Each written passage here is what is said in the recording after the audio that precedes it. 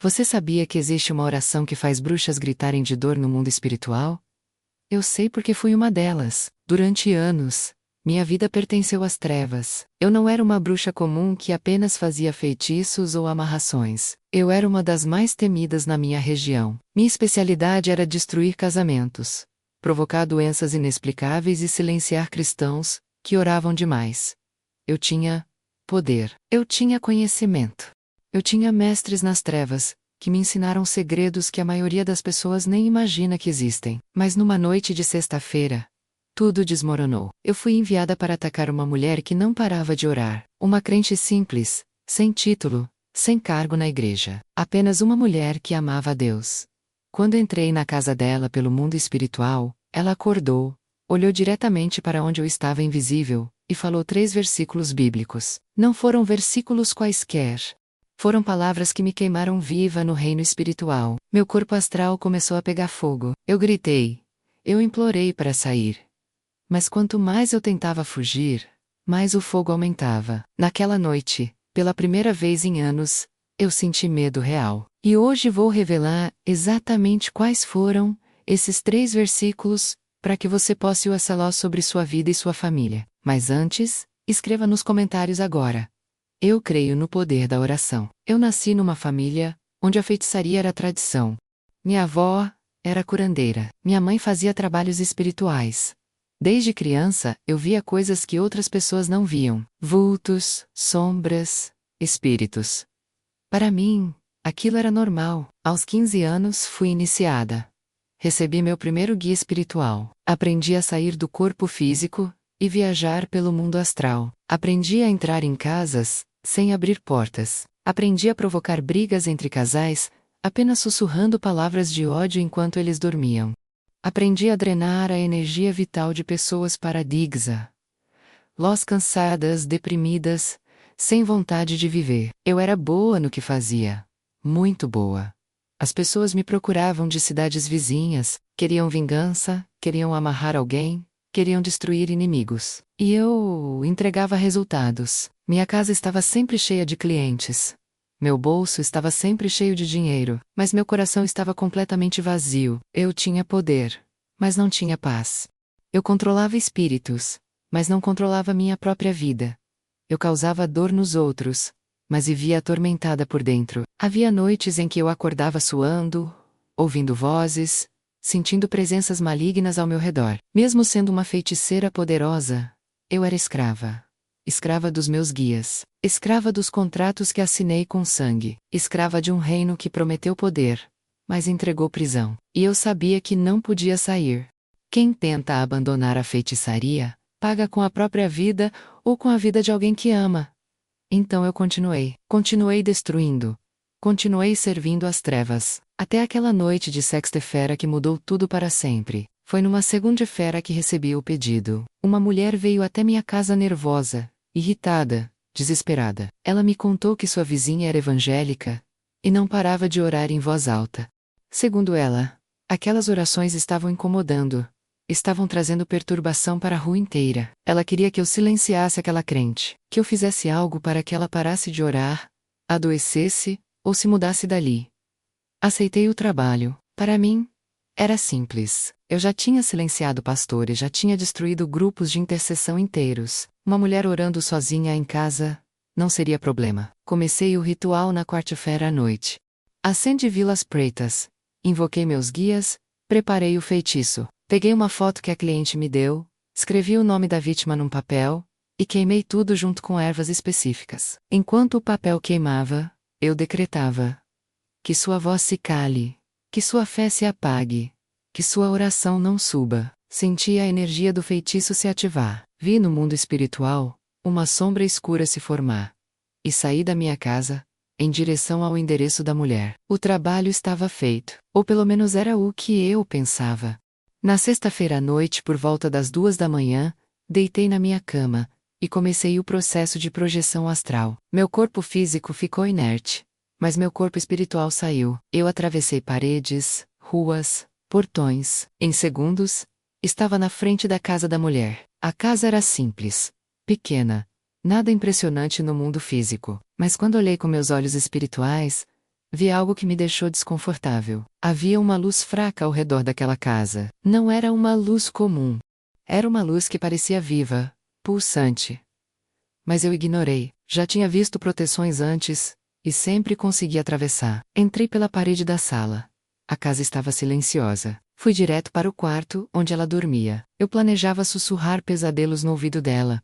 Plantar medo, plantar dúvida, fazer com que ela acordasse aterrorizada e desistisse de orar. Mas no exato momento em que entrei no quarto, ela abriu os olhos. Não deveria ter acontecido. Eu estava invisível. Estava no plano astral. Pessoas comuns não conseguem me ver.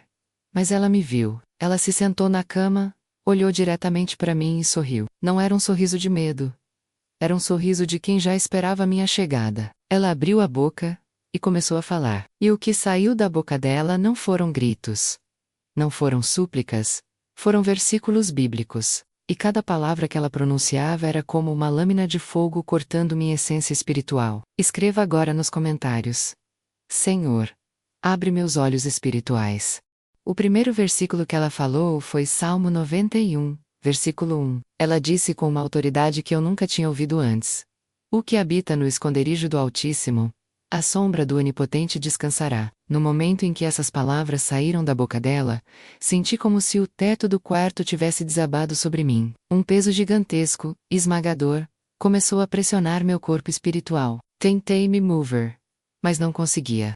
Era como se o próprio ar tivesse se tornado sólido, denso, impossível de atravessar. E então vi algo que me apavorou. A luz fraca que eu tinha visto ao redor da casa começou a crescer, ficou mais brilhante, mais intensa, mais viva, e dentro daquela luz, percebi uma presença. Não era mulher, era algo infinitamente maior. Algo que irradiava poder absoluto. E o quiz greeter. Mas minha voz não saía. Quis chamar meus guias espirituais. Mas eles não apareceram. Pela primeira vez em anos eu estava completamente sozinha. E então ela falou, o segundo versículo, Isaías 54, versículo 17. Nenhuma arma forjada contra ti prosperará, e toda língua que se levantar contra ti em juízo, tu a condenarás. Esta é a herança dos servos do Senhor. Quando ela pronunciou essas palavras, senti uma dor insuportável. Foi como se alguém tivesse arrancado algo de dentro de mim. O feitiço que eu tinha lançado, o trabalho que eu tinha preparado durante dias, tudo começou a se desfazer. Literalmente. Eu vi no mundo espiritual, as correntes que eu havia amarrado ao redor daquela mulher, se quebrarem uma por uma. Cada corrente que se partia provocava uma dor lancinante no meu corpo astral. Era como se eu estivesse sendo dilacerada de dentro para fora. Gritei. Tentei recuar. Tentei fugir daquele quarto, mas não conseguia me mover. A luz ao redor da mulher tinha se tornado uma parede, não havia saída. Minhas forças estavam sendo drenadas rapidamente. Senti meu corpo espiritual começar a tremer a enfraquecer, e foi aí que ela levantou a mão direita, apontou diretamente para mim, e falou o terceiro versículo. Salmo 35, versículo 1. Pleiteia, Senhor, com aqueles que pleiteiam comigo. Peleja contra os que me pelejam. No instante em que ela terminou de falar, o quarto inteiro explodiu em luz. Não era mais apenas uma claridade suave. Era fogo. Fogo espiritual. Fogo que queimava sem consumir matéria, mas que devorava trevas. E eu era feita de trevas. Senti meu corpo espiritual começar a queimar. A dor era indescritível, pior que qualquer tormento físico. Era uma dor que atingia minha essência, minha alma. O núcleo do que eu era. Gritei com todas as forças que me restavam. E então vi algo que me fez entender que eu estava perdida. Figuras começaram a aparecer ao redor da mulher. Seres de luz em altos e imponentes, em guerreiros anjos. Eles não falaram. Não precisavam falar. Apenas olharam para mim, e naquele olhar havia julgamento.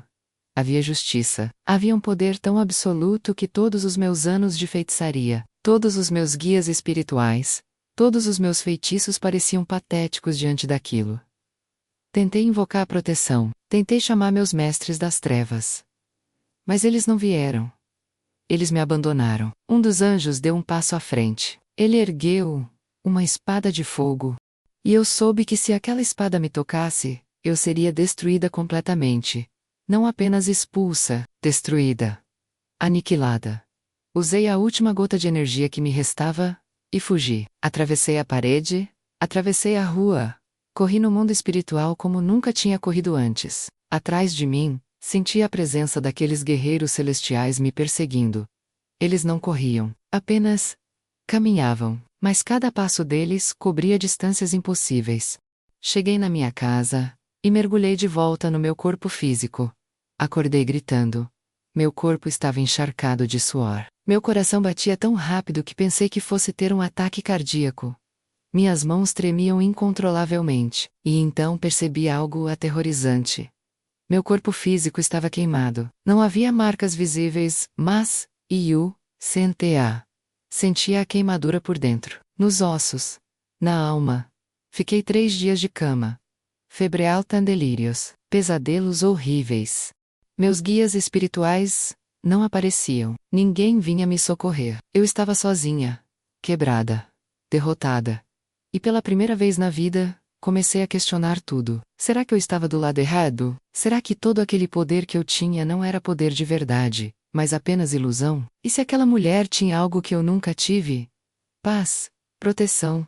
Um Deus que realmente lutava por ela. Passei semanas tentando me recuperar daquele ataque espiritual, mas não era apenas o corpo que estava ferido. Era minha mente. Minha fé nas trevas tinha sido abalada. Toda vez que eu fechava os olhos, via aqueles anjos, via aquela luz, via o rosto daquela mulher, orando com uma autoridade que eu nunca tive. Mesmo com todo o meu poder nas trevas, tentei voltar ao trabalho. Tentei fazer novos feitiços. Mas algo tinha mudado. Os rituais não funcionavam mais como antes. Meus guias espirituais apareciam, mas pareciam fracos, distantes, irritados comigo. Um deles me disse que eu tinha sido marcada. Que aquela luz que me queimou deixou uma marca espiritual que as trevas reconheciam. Eu tinha me tornado um risco, uma fraqueza. Comecei a ter sonhos estranhos. Sonhava com uma cruz. Sonhava com sangue caindo de um homem pregado naquela cruz. E uma voz que dizia: eu morri por você também. Acordava assustada, confusa, perturbada. Por que eu estava sonhando com Jesus? Eu o odiava. Eu o blasfemava. Eu passava anos lutando contra ele e contra seus seguidores. Por que ele aparecia nos meus sonhos dizendo que morreu por mim? Numa quinta-feira, não aguentei mais. Decidi fazer algo que nunca imaginei que faria. Decidi ir até a casa daquela mulher, não no mundo espiritual. No mundo físico, como uma pessoa comum. Bati na porta dela, às 10 da manhã. Quando ela abriu, me reconheceu imediatamente. Não sei como. Talvez Deus tenha mostrado para ela quem eu era. Ela me olhou com aqueles mesmos olhos que me viram naquela noite. Mas dessa vez, em vez de autoridade, vi compaixão. Comecei a chorar, antes mesmo de falar qualquer palavra. Caí de joelhos ali na porta da casa dela e disse: me ajuda. Eu não aguento mais. Eu quero sair dessa vida, mas não sei como. Ela me abraçou. Aquela mulher que eu fui designada para destruir, me abraçou. Me levou para dentro da casa, me deu água, me fez sentar. E então, ela começou a falar. Ela me contou que na noite em que eu invadi a casa dela, Deus a tinha acordado 3 horas antes. Disse para ela orar, ungir a casa e declarar aqueles 3 versículos. Ela obedeceu, e quando eu cheguei, ela já estava preparada. Ela me disse que não foi ela quem me venceu, foi Jesus. E que o mesmo Jesus que me derrotou naquela noite, queria me libertar. Eu não acreditava que isso fosse possível. Como Deus poderia me aceitar, depois de tudo que eu fiz? Depois de todas as vidas que eu destruí? Depois de todos os anos, servindo o diabo? Mas ela abriu a Bíblia e leu para mim. João 3,16. Porque Deus amou o mundo de tal maneira, que deu o seu Filho unigênito, para que todo aquele que nele crê, não pereça, mas tenha a vida eterna. Todo aquele, ela repetiu, isso inclui você. Naquele momento, algo quebrou dentro de mim. Todas as barreiras, todas as fortalezas que eu tinha construído ao longo dos anos, desmoronaram. Comecei a chorar, copiosamente. Um choro que vinha de um lugar profundo do ânus do dor, de vazio, de escravidão. Ela orou comigo, uma oração simples. Ela pediu que eu repetisse com ela: Jesus, eu reconheço que sou pecadora. Eu servi às trevas, mas hoje eu quero ser livre. Eu creio que tu morreste na cruz, por mim, e ressuscitaste. Eu te aceito como meu Senhor e Salvador. Me liberta e me transforma. Entra na minha vida. Quando terminei de orar, senti algo que nunca tinha sentido antes. Leveza. Era como se um peso gigantesco tivesse sido tirado das minhas costas. Abri os olhos e o mundo parecia diferente. As cores pareciam mais vivas. O ar parecia mais puro, e pela primeira vez em anos, eu senti paz. Paz de verdade. Não a falsa paz que as trevas oferecem, mas a paz que excede todo entendimento. Nos dias seguintes, meus guias espirituais vieram me atormentar. Eles gritavam, me ameaçavam, diziam que eu ia morrer por ter traído o pacto. Mas cada vez que eles apareciam, eu falava o nome de Jesus. E eles fugiam. Eu declarava o sangue de Jesus sobre minha vida. E eles desapareciam. Aquela mulher me conectou com uma igreja. Lá, passei por um processo de libertação profundo. Foram sessões de oração, jejum, renúncia de todos os pactos que eu tinha feito. Cada pacto que eu quebrava no nome de Jesus, sentia algo se soltando dentro de mim. Foi doloroso. Foi difícil, mas foi libertador. Hoje, 6 anos depois, sou uma nova criatura. Eu não sou mais aquela feiticeira. Eu sou filha de Deus. Lavada pelo sangue de Jesus. Protegida pela sua graça. E hoje eu uso tudo que aprendi nas trevas, não para destruir, mas para lutar. Para ensinar o povo de Deus a se proteger. Para expor as estratégias do inimigo. Porque eu conheço essas estratégias, e eu vivo nelas, e agora sirvo ao Deus que me libertou. Compartilhe este vídeo agora, com alguém que precisa desta mensagem de libertação. Agora eu preciso ensinar para você como usar esses 3 versículos que me destruíram naquela noite. Porque não basta apenas conhecer os versículos, é preciso saber como declará-los com fé e autoridade. No reino das trevas, nós estudávamos os cristãos, observávamos quem orava, quem apenas frequentava a igreja. E a diferença era gritante. Existem crentes que falam a palavra de Deus, mas não acontece nada. E existem crentes que abrem a boca, e o inferno inteiro estremece. A diferença não está na Bíblia que eles usam, está na fé com que eles declaram. Está na vida que eles vivem, está na intimidade que eles têm com Deus. Quando aquela mulher falou Salmo 91, versículo 1 naquela noite, não foi apenas uma citação bíblica, foi uma declaração de identidade espiritual. Ela não estava pedindo proteção, ela estava anunciando onde ela já habitava, no esconderijo do Altíssimo.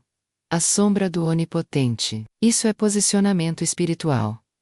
No mundo espiritual, localização é tudo. Se você está vivendo em pecado, em desobediência, em frieza espiritual, você está exposto.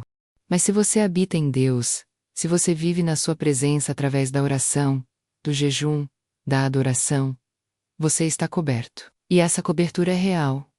Eu vi com meus próprios olhos espirituais. Havia casas que eu não conseguia entrar, porque a presença de Deus era tão forte ali dentro, que formava uma barreira. Quando você declara Salmo 91:1, você precisa ter certeza de que sua vida confirma suas palavras. Você não pode declarar que habita no esconderijo do Altíssimo, se passa dias sem orar. Você não pode dizer que descansa à sombra do Onipotente se vive ansioso, preocupado, sem confiar em Deus. Habitar significa morar, significa permanecer, significa fazer daquele lugar sua residência permanente. Então, antes de declarar esse versículo, examine sua vida. Você realmente habita na presença de Deus? Você passa tempo com Ele? Porque quando você habita de verdade, sua declaração tem poder. O segundo versículo, Isaías 54:17, é uma anulação legal de tudo que foi feito contra você. Nenhuma arma forjada contra ti prosperará. Isso não significa que armas não serão forjadas. Significa que elas não vão funcionar. Quando eu trabalhava nas trevas, eu forjava armas espirituais o tempo todo. Feitiços eram armas. Maldições eram armas. Inveja, ira arma. Fofoca ira arma. Tudo isso era forjado no mundo espiritual, para destruir pessoas.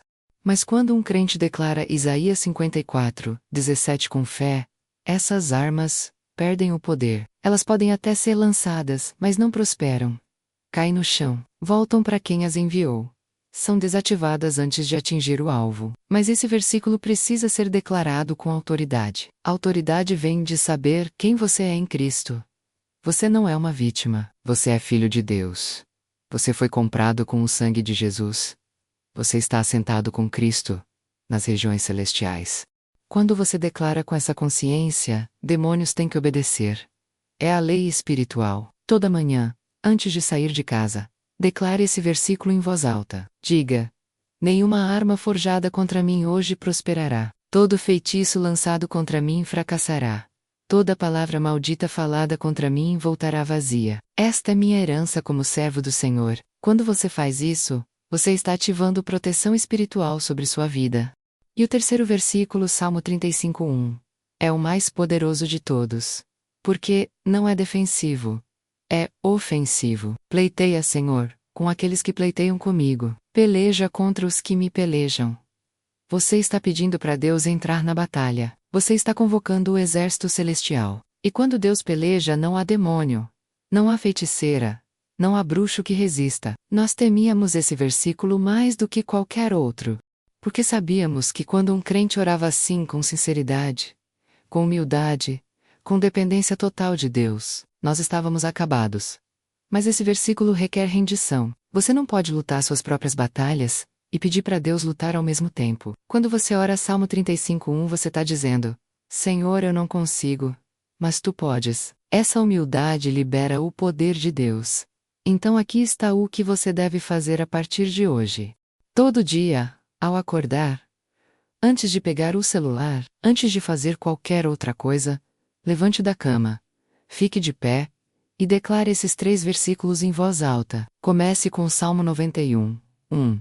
Depois Isaías 54:17. Termine com o Salmo 35:1. Faça disso um hábito, uma rotina espiritual. Porque proteção espiritual não é algo que você faz uma vez. É algo que você mantém através da oração constante. E lembre-se, a palavra de Deus não volta vazia. Isaías 55:11 diz que a palavra que sai da boca de Deus não volta vazia, mas cumpre o propósito para o qual foi enviada. Então declare. Declare com fé. Declare com autoridade. Declare todos os dias. E observe o inferno recuar. Escreva agora nos comentários: eu não vou desistir da oração. Eu poderia ter morrido nas trevas. Poderia ter passado a eternidade pagando o preço por tudo que fiz. Mas Deus teve misericórdia de mim. Ele enviou uma mulher simples, que nem sabia meu nome, para me vencer com a palavra. E hoje eu tô aqui, livre, transformada, testemunhando do poder de Deus. Se você está assistindo este vídeo agora, não é por acaso. Talvez você esteja sob ataque espiritual e não sabe como se defender. Talvez você sinta que há forças invisíveis trabalhando contra a sua vida, seu casamento, sua saúde, suas finanças. Talvez você já tenha tentado de tudo e nada funcionou. Eu estou aqui para te dizer: existe esperança, existe poder, existe vitória. E esse poder não está em rituais complicados, não está em objetos ungidos, não está em campanhas intermináveis. Está na palavra de Deus declarada com fé, por alguém que vive na presença dele. Os 3 versículos que eu revelei hoje não são mágicos. São armas espirituais, mas elas só funcionam quando usadas por quem entende autoridade espiritual. E você tem essa autoridade, não por causa de quem você é, mas por causa de quem Jesus é em você. O sangue que ele derramou na cruz não foi apenas para perdoar seus pecados, foi para te dar autoridade sobre todo o poder do inimigo. Lucas 10:19 diz: Eis que vos dou o poder para pisar serpentes e escorpiões, e toda a força do inimigo, e nada vos fará dano algum. Essa promessa é para você. Então pare de viver com medo. Pare de achar que você é vítima indefesa das trevas. Você não é. Você é filho de Deus. Você carrega dentro de você o Espírito Santo. E onde o Espírito de Deus está, há liberdade, há poder, há vitória. Use os versículos que eu te ensinei. Declare-os todo dia. Ensine-os para sua família. Ore sobre seus filhos. Ore sobre sua casa. Unja as portas com óleo e declare proteção. E observe Deus agir. Eu já vi o outro lado. Eu sei como as trevas operam. E eu garanto para você: quando um crente ora de verdade, o inferno inteiro treme. Não subestime o poder da sua oração. Não subestime o nome de Jesus na sua boca. Esse nome quebra correntes. Esse nome destrói feitiços. Esse nome expulsa demônios. E esse nome está disponível para você usar agora mesmo. Então não espere mais. Não deixe para depois. Comece hoje. Declare hoje. Ore hoje. E deixe Deus transformar sua realidade espiritual. Agora eu preciso que você faça 3 coisas. Primeiro, vá nos comentários agora e escreva: o inferno treme quando eu oro. Segundo, compartilhe este vídeo com alguém que está sob ataque espiritual. Alguém que precisa dessa revelação. Alguém que está desanimado e pronto para desistir. Mostre para essa pessoa que há esperança. Terceiro, se inscreva neste canal e ative o sino de notificações, porque toda semana eu trago revelações do mundo espiritual que vão te equipar para vencer batalhas. Eu já estive do outro lado. Eu conheço as estratégias do inimigo. E agora eu uso esse conhecimento para fortalecer o povo de Deus. Lembre-se, você não está sozinho nessa batalha. Deus está com você. Os anjos de Deus estão ao seu redor, e a palavra de Deus é a sua espada. Use-a e vença, em nome de Jesus.